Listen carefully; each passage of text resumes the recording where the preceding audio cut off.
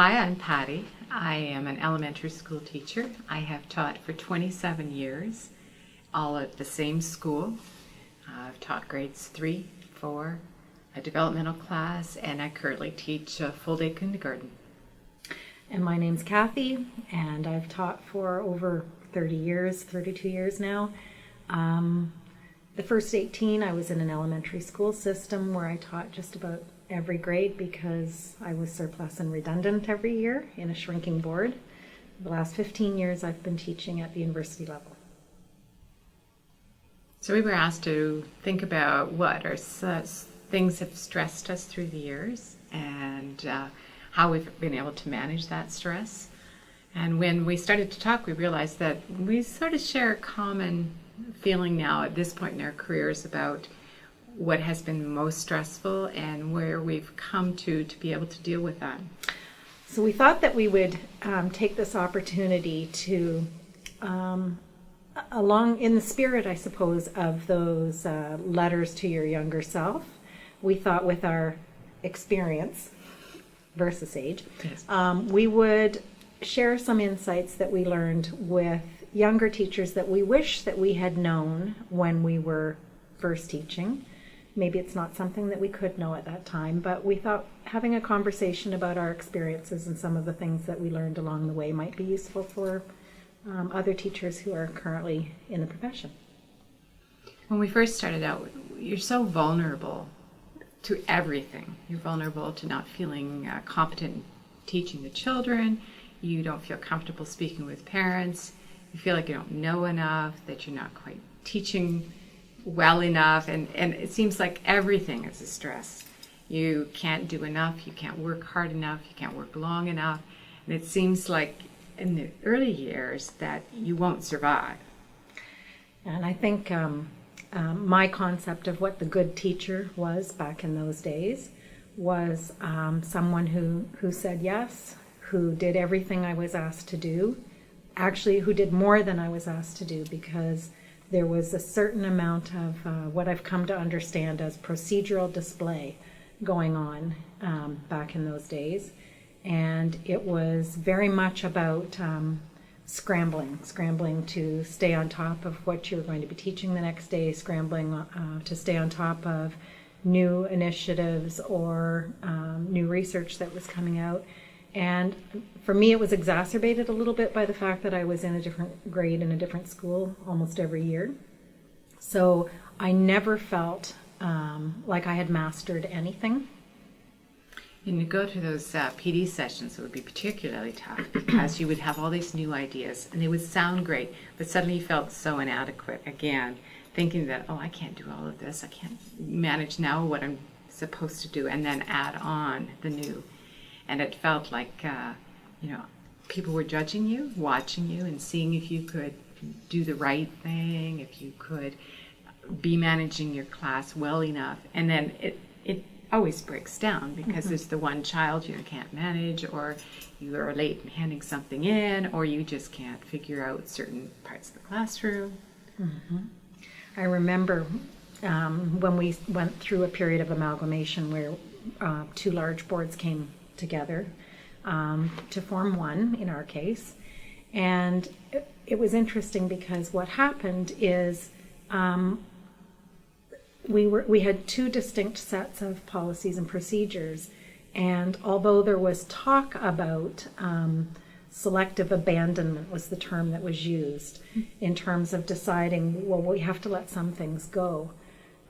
People wanted to hang on to those policies and procedures and practices that they were familiar with. And so rather than seeing anything being let go, we saw more and more being piled on.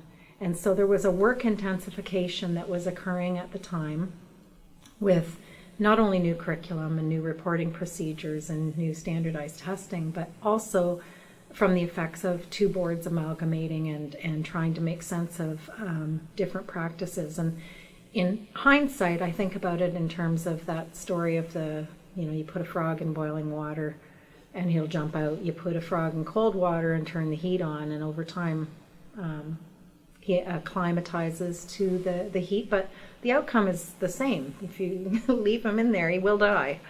And I think it was the first time in my career when that sort of perfect storm of all of those changes happened that I became aware of how many teachers were feeling significant stress. I'd never thought about teacher stress in that way before, and I was sharing with Patty. We were asked to think of a particular incident, and I can remember an incident with an administrator who was a very difficult person to deal with. And my initial response in that context was to try to anticipate what that person was looking for, outperform what I thought that person was looking for. And it never occurred to me at the time that maybe that person was not him or herself mentally healthy. I've certainly thought a lot about it since then. But I got to a point where it was never enough, as you can imagine, and I had my first panic attack.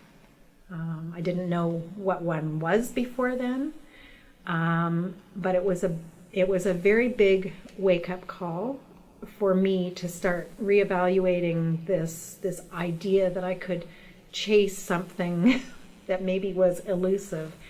And it was through, coming to grips with the fact that nobody looks after you except yourself, that you actually have to claim that space and fall back on the only thing that I did know was teaching. And so I had to actually teach this person what was okay and not okay in terms of the way that they were behaving with me.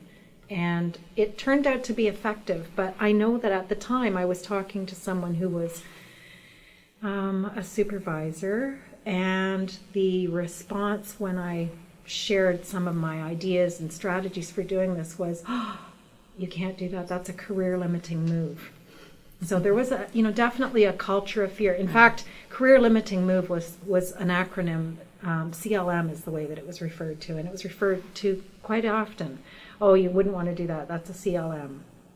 But I actually found that it was only when I actually sort of reclaimed my own voice, my own idea about what's okay and what's not okay, reclaimed my own professionalism, and spoke up, that I began to feel okay again. So, well, it makes me think, like, along the way, I have had similar kinds of experiences with administrators where I either didn't agree with the direction that we were being led, or I ran into personal conflict where I was told not to do certain things, or it wasn't appreciated or recognized as positive what I was doing. And I think through that I learned that we have the ability to make personal choices, even though we work in a school where we are expected to cooperate and work as a team. Within your own setting, you do have the ability to make choices. And those choices will be, how much of this I'm going to take in, how much this am I going to allow to affect me, and also have the choice to confront a person, talk about your own personal beliefs in teaching and your strategies, what you really want to be doing. You do have those choices. And also when you get back to the classroom, you choose those initiatives that suit your situation. I was always thinking I had to try everything that was offered, but now I know that I'll go to workshops or I'll listen to PD sessions, and I will take some of it, but I also know that it has to integrate with who I am, how I teach, the group of children I have in front of me. And I think having that power and knowing that I have the choice to use what I can and integrate makes a big difference for me. And now I can start to say, yeah, that's a really great idea, but in this situation it's not working for me. Likewise within the school setting, I have choices of how much I want to become involved in particular aspects of the school. But I also have the power to present initiatives, things that I know I'm good at. I could say, yes, can I do this? and present positive ideas. So rather than sort of being negative towards certain initiatives that other people are saying, I'll just say, you know, this is what I'm really good at. This is what I can do. I may not be able to join in here. It's not something I'm strong at, but this is what I can do. I think that's important and definitely resonates, that idea that because in elementary education in particular, we're generalists in theory, because we teach, you know, everything all day long. But in reality, we are more likely to have a passion for particular areas. And, you know, we think about building on the strengths of our children when we're teaching. And it doesn't mean you ignore those other areas, but it means that you start from their strength. And I always find that, you know, between professional development and the new initiative that comes in every day, there's an assumption that there's no differentiation between teachers, that we're all at the same starting point, or that we need to be engaged. That's the wrong word to use because it's not engaging. But professional development for teachers has, over the years, turned into delivery systems, positioning teachers as receivers of knowledge. And I was in that position. I was at the board office in my last few years at the board, and I was part of a program team during the movement to standardize curriculum. And so, having been involved in professional development just prior to that, where schools would contact me and say, you know, we've done a review of the things that are happening in our school, and we think that we need to focus more on a particular area. Would you come out and work with our teachers on that? And I would go and get resources, and we would work together. And it was powerful because they asked for it, first of all. They recognized it as a need themselves. They had looked at their own local context. So I had moved from that to a situation where I went to the ministry, sat in chairs, and was told exactly what to deliver. I hate that word when it comes to education. And so we were sent home initially with overheads. They later became PowerPoints. Initially with a talking script. The script eventually was removed. But I remember standing in front of an auditorium full of teachers and looking out and seeing people that I knew had a master's degree in language arts, or that had done their reading specialist. And, you know, these were people that were very engaged in teaching. And I was standing there forced to train them in the materials that were so beginning, so entry level, that it was insulting. It was professionally insulting. It was intellectually demotivating. And it was the antithesis of teaching for me. And so that's actually when I stepped away and decided it's time for me to return to grad studies and think about what's happening to my profession.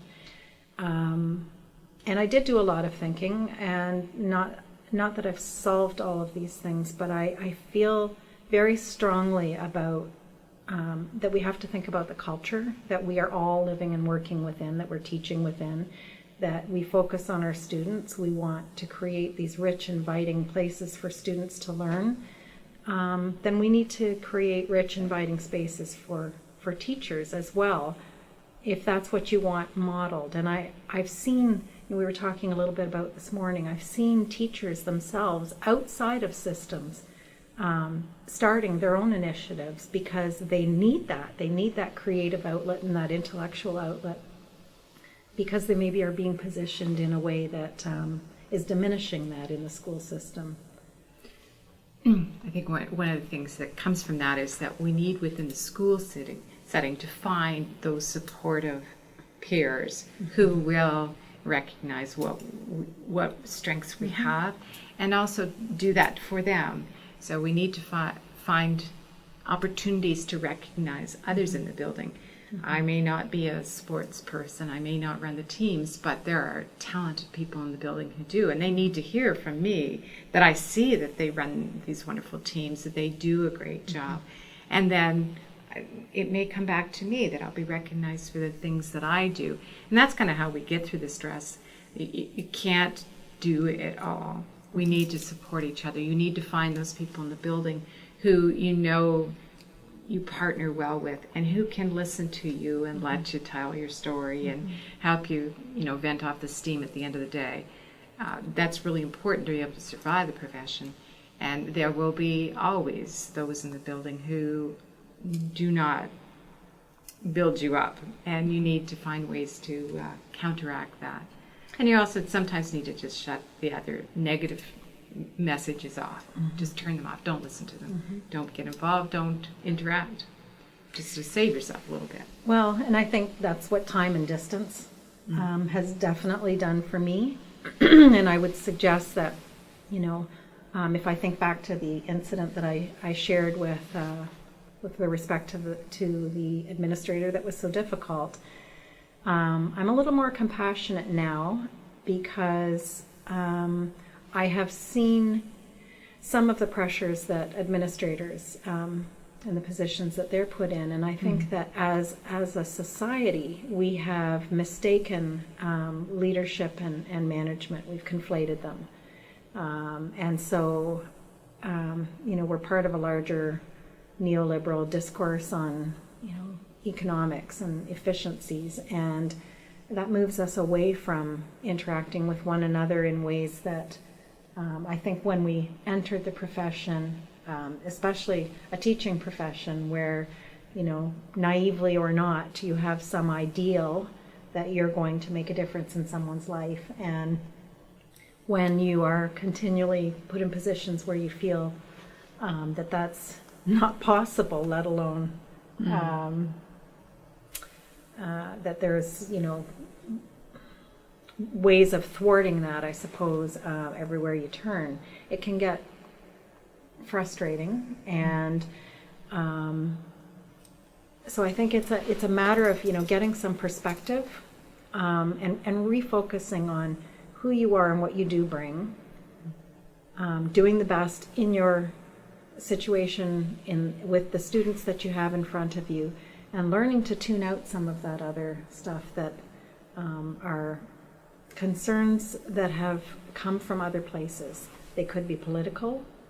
I remember someone, talking to me about the fact that political initiatives are often short-sighted. They're 4-year terms because that's all they're concerned about is the next election, and we're concerned about the lifetime of the child. And so our view is much longer. And it's easy to get caught up in those short-term views because of the pressure and the mandates that come along with them. And we somehow get drawn into those, and it suddenly becomes this important measuring point, I suppose, of whatever it is that is the flavor of the day. Maybe that's one of the benefits of being at this point in your career, is that we can see that, and you can look back in perspective and see all the different initiatives that came through and all the different stresses that you had. But in the bottom line is you still go into that classroom in the morning and you still are faced with a new bunch of children, and you have the ability to make a difference there. You can make the impact today, no matter what else is going on. You can put your energies into that, and that's the positive thing. That's the thing that brought us to teaching. That's what we're there for, and that comes in. Those children come through that door every morning. So you can put all the rest of it behind you and say, well, it's not going to impact so much. I'm going to have a good day with this group of children. I'm going to just let it go, let the other stuff go. In a system where the focus has been so strongly on accountability and testing, and I always like to think about the fact that I'm accountable to my students first and foremost, and to myself, so that I will be in a position to be giving my best self to them. So the other stuff is important as well. I mean, there's good reasons for it, but it shouldn't be the main driver. And I think sometimes we've lost that balance. So to our younger first year teaching selves, what would we say? Be good to yourselves and find others to help. Yeah. You know, find the partners that you'll work with and explore the passions that you have for teaching and find opportunities to do those things in the profession that you really enjoy. And look after yourself in the process and have fun. I mean, we used to take time out to have book clubs, and it was always professional reading. And eventually we started to realize that, no, we actually needed to read for fun as well. It can't be all about work.